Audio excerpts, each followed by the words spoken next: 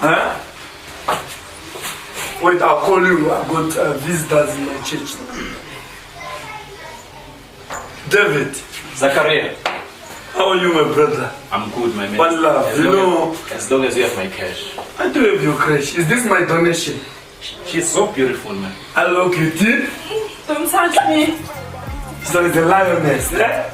Welcome to my church. Zakharia. Listen here, my man. I'm not here for jokes, man. I'm here for business. Where's my cash?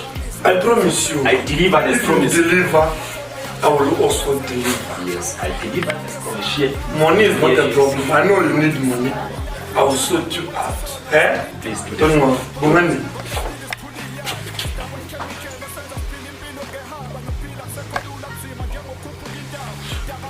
So David, where have you been hiding? Why took you so long? I told you this thing last week.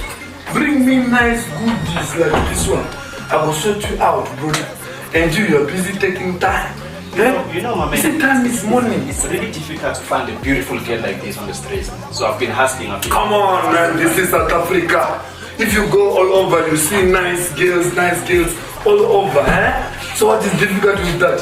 If I send Ibrahim here to go outside, Okay. and why is he bringing her? please hold it. Wait.